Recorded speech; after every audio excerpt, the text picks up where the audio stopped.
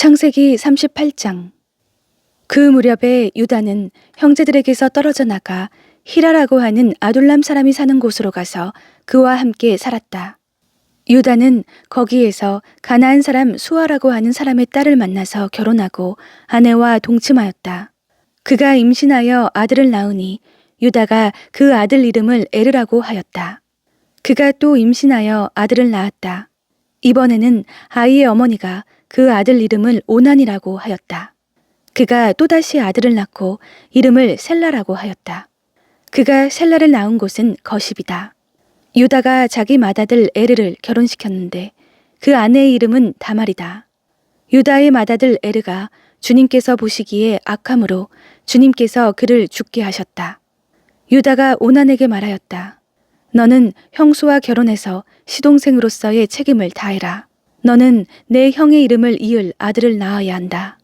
그러나 오난은 아들을 낳아도 그가 자기 아들이 안 되는 것을 알고 있었으므로 형수와 동침할 때마다 형의 이름을 이을 아들을 낳지 않으려고 정액을 땅바닥에 쏟아버리곤 하였다.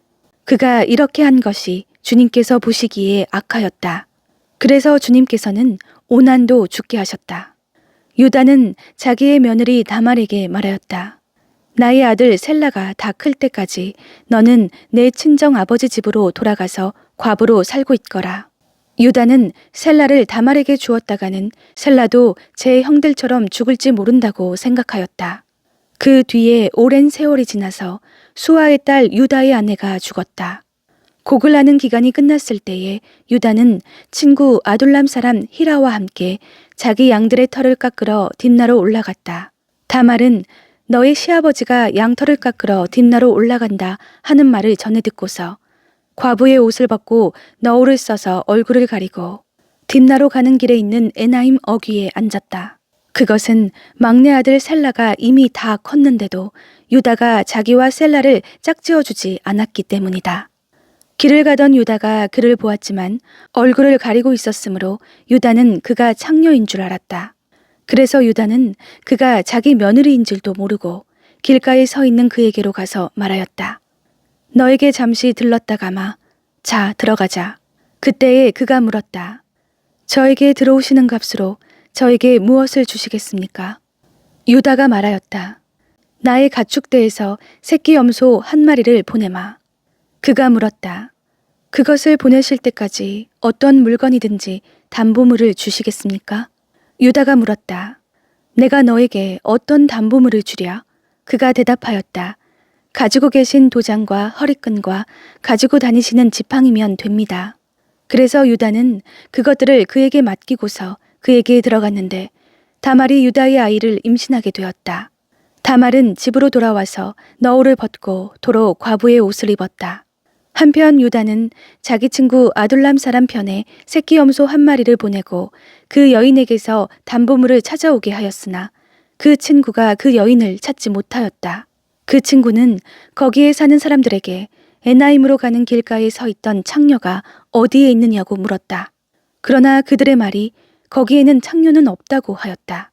그는 유다에게 돌아가서 말하였다. 그 여인을 찾지 못하였네. 그보다도 거기에 사는 사람들이 그러는데 거기에는 창녀가 없다고 하네. 유다가 말하였다. 가질 테면 가지라지. 잘못하다가는 창피만 당하겠네. 어찌하였든지 나는 새끼 염소 한 마리를 보냈는데 다만 자네가 그 여인을 찾지 못한 것 뿐일세. 석 달쯤 지난 다음에 유다는 자기의 며느리 다말이 창녀짓을 하여 임신까지 했다는 소문을 들었다. 유다가 명하였다. 그를 끌어내서 화형에 처하여라. 그는 끌려 나오면서 시아버지에게 전가를 보냈다. 저는 이 물건 임자의 아이를 배웠습니다. 하고 말하였다. 다말은 또 말을 계속하였다. 잘 살펴보십시오. 이 도장과 이 허리끈과 이 지팡이가 누구의 것입니까? 유다는 그 물건들을 알아보았다. 그 아이가 나보다 옳다. 나의 아들 셀라를 그 아이와 결혼시켰어야 했는데 하고 말하였다. 유다는 그 뒤로 다시는 그를 가까이 하지 않았다. 다말이 몸을 풀 때가 되었는데 태 안에는 쌍둥이가 들어있었다. 아기를 막 낳으려고 하는데 한 아기가 손을 내밀었다. 산파가 진홍색 실을 가져다가 그 아이의 손목에 감고서 말하였다. 이 아이가 먼저 나온 녀석이다. 그러나 그 아이는 손을 안으로 다시 끌어들였다. 그런 다음에 그의 아우가 먼저 나왔다. 산파가 어찌하여 내가 터뜨리고 나오느냐 하고 말하였다. 그래서 이 아이 이름을 베레스라고 하고 그의 형 곧 진홍색 실로 손목이 묶인 아이가 뒤에 나오니 아이 이름을 세라라고 하였다. 창세기 39장. 요셉이 이집트로 끌려갔다. 요셉을 이집트로 끌고 내려간 이스마엘 사람들은 바로의 신하인 경호대장 이집트 사람 보디발에게 요셉을 팔았다. 주님께서 요셉과 함께 계셔서 앞길이 잘 열리도록 그를 돌보셨다. 요셉은 그 주인 이집트 사람의 집에서 살게 되었다. 그 주인은 주님께서 요셉과 함께 계시며 요셉이 하는 일마다 잘 되도록 주님께서 돌보신다는 것을 알았다. 주인은 요셉이 눈에 들어서 그를 신복으로 삼고 집안일과 재산을 모두 요셉에게 맡겨 관리하게 하였다. 그가 요셉에게 자기의 집안일과 그 모든 재산을 맡겨서 관리하게 한 그 때부터 주님께서 요셉을 보시고 그 이집트 사람의 집에 복을 내리셨다. 주님께서 내리시는 복이 주인의 집안에 있는 것이든지 밭에 있는 것이든지 그 주인이 가진 모든 것에 미쳤다. 그래서 그 주인은 자기가 가진 모든 것을 요셉에게 맡겨서 관리하게 하고 자기의 먹거리를 빼고는 아무것도 간섭하지 않았다. 요셉은 용모가 준수하고 잘생긴 미남이었다. 일이 이렇게 된 지 얼마 지나지 않아서 주인의 아내가 요셉에게 눈짓을 하며 나하고 침실로 가요 하고 꾀었다. 그러나 요셉은 거절하면서 주인의 아내에게 말하였다. 주인께서는 모든 것을 나에게 맡겨 관리하게 하시고는 집안일에는 아무 간섭도 하지 않으십니다. 주인께서는 가지신 모든 것을 나에게 맡기셨으므로 이 집안에서는 나의 위에는 아무도 없습니다. 나의 주인께서 나의 마음대로 하지 못하게 한 것은 한 가지뿐입니다. 그것은 마님입니다. 마님은 주인 어른의 부인이시기 때문입니다. 그런데 내가 어찌 이런 나쁜 일을 저질러서 하나님을 거역하는 죄를 지을 수 있겠습니까? 요셉이 이렇게 말하였는데도 주인의 아내는 날마다 끈질기게 요셉에게 요구해왔다. 요셉은 그 여인과 함께 침실로 가지도 않았을 뿐만 아니라 아예 그 여인과 함께 있지도 않았다. 하루는 요셉이 할 일이 있어서 집 안으로 들어갔는데 그 집 종들이 집 안에 하나도 없었다. 여인이 요셉의 옷을 붙잡고 나하고 침실로 가요 하고 졸랐다. 그러나 요셉은 붙잡힌 자기의 옷을 그의 손에 버려둔 채 뿌리치고 집 바깥으로 뛰어나갔다. 여인은 요셉이 그 옷을 자기의 손에 버려둔 채 집 바깥으로 뛰어나가는 것을 보고 집에서 일하는 종들을 불러다가 말하였다. 이것 좀 보아라. 주인이 우리를 웃음거리로 만들려고 이 히브리 녀석을 데려다 놓았구나.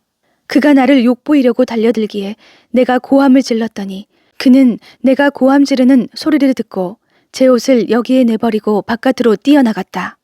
이렇게 말하고 그 여인은 그 옷을 곁에 놓고 주인이 집으로 돌아오기를 기다렸다. 주인이 돌아오자 그에게 이렇게 일러 바쳤다.